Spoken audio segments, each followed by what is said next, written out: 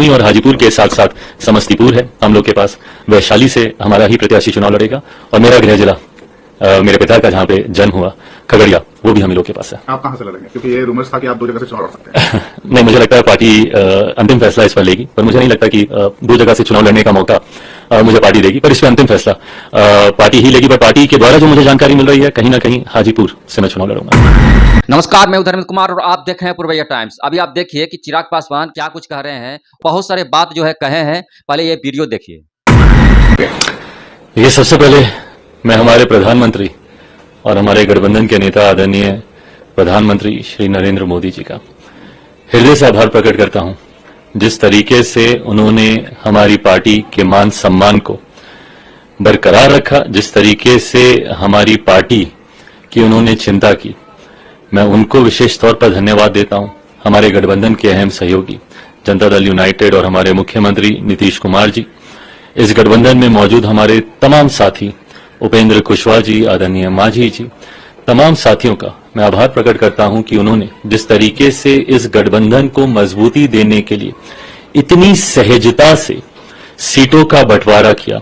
यकीनन जब कोई बड़ा गठबंधन बनता है तो हर दल को छोटे मोटे कॉम्प्रोमाइजेस करने पड़ते हैं, थोड़ी बहुत कुर्बानियां हर किसी को देनी पड़ती है। और मुझे लगता है कि एक बड़े जो लक्ष्य हमारे प्रधानमंत्री जी ने हम तमाम एनडीए के साथियों के लिए तय किया है 400 प्लस सीटों के साथ जीतने का, उसके लिए मुझे लगता है हर दल ने बहुत सहजता से, मुझे भी अपनी एक सीट कम करनी पड़ी, वो भी हम लोगों ने बहुत सहजता से की। जनता दल यूनाइटेड ने भी अपनी एक सीट कम की, मांझी जी हों, उपेंद्र जी हों, हर किसी ने, उनसे जिनसे जो बन पड़ा उन्होंने इस गठबंधन को मजबूती देने के लिए। और भारतीय जनता पार्टी का मैं जिक्र करूं तो उन्होंने तो 2019 से ही कुर्बानी दी है। उस वक्त सिटिंग उन्होंने अपने 5 सांसद हटाकर इस गठबंधन को उस वक्त 2019 में एक मजबूत स्वरूप दिया था। और आज उससे ज्यादा मजबूत स्वरूप, उस वक्त जो साथी हम लोग के साथ नहीं थे, आज वो भी हमारे साथ इस गठबंधन में मौजूद हैं।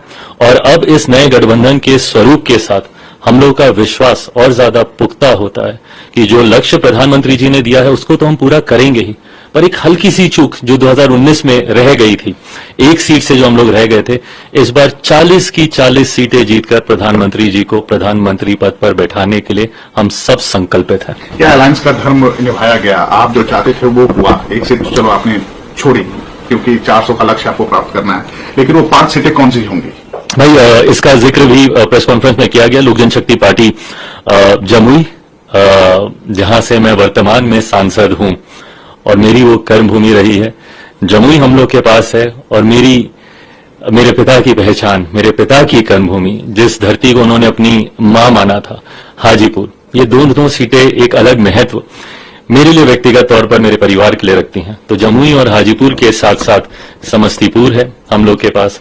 वैशाली से हमारा ही प्रत्याशी चुनाव लड़ेगा और मेरा गृह जिला मेरे पिता का जहां पे जन्म हुआ खगड़िया, वो भी हम लोग के पास है। आप कहां से लड़ेंगे? क्योंकि ये रूमर्स था कि आप दो जगह से चुनाव लड़ सकते हैं। नहीं, मुझे लगता है पार्टी अंतिम फैसला इस पर लेगी, पर मुझे नहीं लगता कि दो जगह से चुनाव लड़ने का मौका मुझे पार्टी देगी, पर इस पर अंतिम फैसला पार्टी ही लेगी। पर पार्टी के द्वारा जो मुझे जानकारी मिल रही है, कहीं ना कहीं हाजीपुर से मैं चुनाव लड़ूंगा। ये 5 सीट्स हैं और जो घर की जो लड़ाई थी वो भी सामने दिखी इस बंटवारे से पहले। अब कैसे आप अपने चचा को मनाएंगे या फिर परिवार में शांति होगी?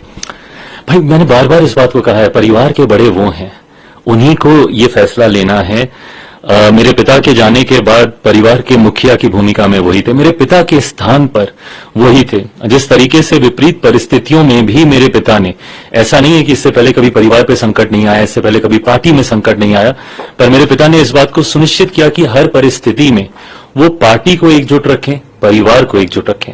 पिता के जाने के बाद इसी भूमिका में मेरे चाचा जी थे, उनको इस जिम्मेदारी को निभाना था कि भले लाख विपरीत परिस्थितियां हो, लाख कठिनाइयां हो, पर उसके बावजूद पार्टी ना टूटने दें, परिवार ना टूटने दें। और वो पार्टी जिसको मेरे पिता ने खून पसीने से बनाया था, उस पार्टी का नाम, सिंबल आज भी फ्रीज है। कहीं ना कहीं इस बात का दुख पापा जहां पे भी होंगे उनको आज भी होता होगा कि जिस सिंबल को उन्होंने चुना था, जिस नाम को उन्होंने चुना था, वो आज भी वो फ्रीज है। इन परिस्थितियों में पार्टी और परिवार नहीं पहुंचता, ये जिम्मेदारी चाचा जी पर थी।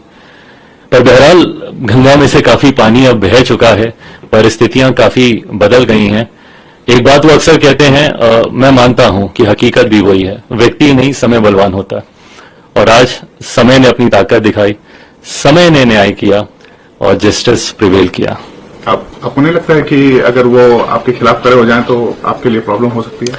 भाई आने वाले दिनों में मैं हर चुनौती के लिए तैयार हूं, हर चुनौती के लिए मैं तैयार हूं। और ऐसा नहीं कि इससे पहले चुनौतियां नहीं आई हैं मेरे जीवन में, मैं पिछले 3 सालों से सिर्फ और सिर्फ चुनौतियों का ही सामना कर रहा हूं। तो ऐसे में अगर कोई और चुनौती भी मेरे सामने आती है तो उसका भी उतना ही डट के सामना करूंगा, क्योंकि ये विश्वास और पुख्ता हुआ है कि पापा का आशीर्वाद पूरी मजबूती से मेरे साथ है। भाई प्रिंस का क्या होगा?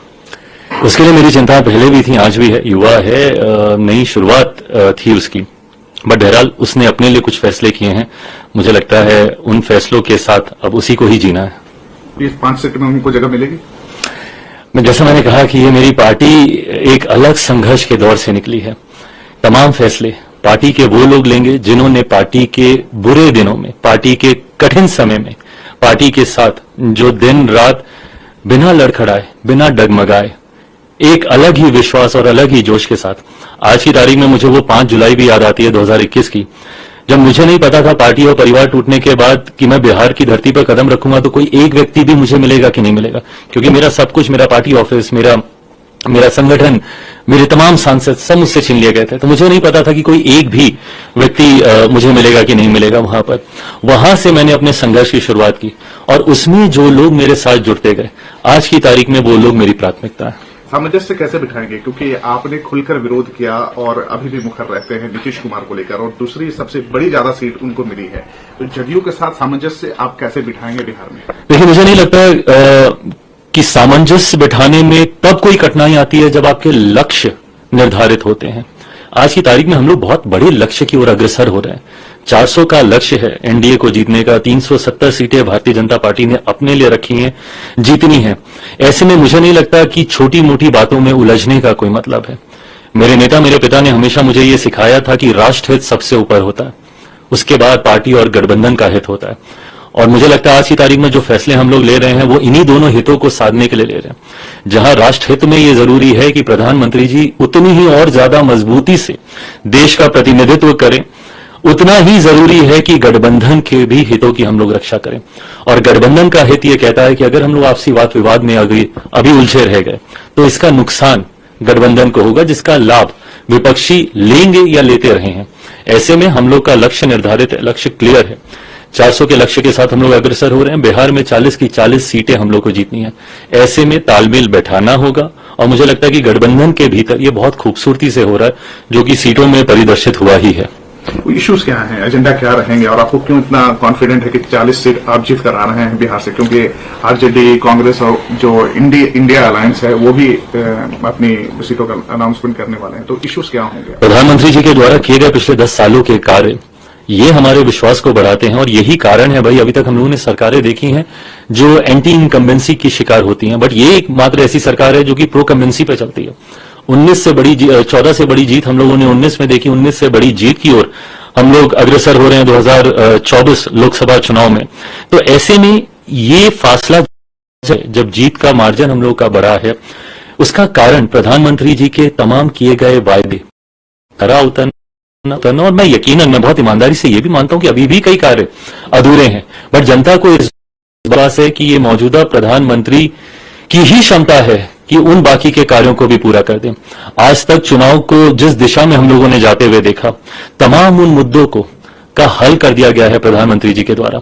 नहीं तो जब जब चुनाव आते थे धारा 370 की बात होती थी, अब नहीं होगी। राम मंदिर की बात होती थी, अब नहीं होगी। विमेन रिजर्वेशन बिल की बात होती थी, अब नहीं होगी। इन तमाम विवादित मुद्दों का हल निकाल दिया गया है। यही कारण है कि प्रधानमंत्री जी के प्रति देश की जनता का विश्वास बढ़ता। आपने बिहार का पूछा, 40 सीटें कैसे? बिहार में भी अब यह विश्वास और पुख्ता हुआ है। एक लंबे समय के बाद बिहार में डबल इंजन की सरकार आई है। ये डबल इंजन की सरकार अलग अलग राज्यों में जहां जहां पे भी बनी है, उस राज्य को हम लोगों ने बढ़ते हुए देखा। उत्तर प्रदेश बगल का ही राज्य, उससे खूबसूरत कोई और उदाहरण हो नहीं सकता। ऐसे में अब जब बिहार में डबल इंजन की सरकार है तो बिहार की जनता का विश्वास और पुख्ता हुआ है हमारी सरकार, हमारे गठबंधन के प्रति, जो हम लोग को 40 की 40 सीटें जिताएगा। तो इस पर क्या आपका राय विचार है, कमेंट सेक्शन में बताइएगा और मेरे वीडियो को लाइक कर दीजिएगा, चैनल को सब्सक्राइब जरूर कर लीजिएगा।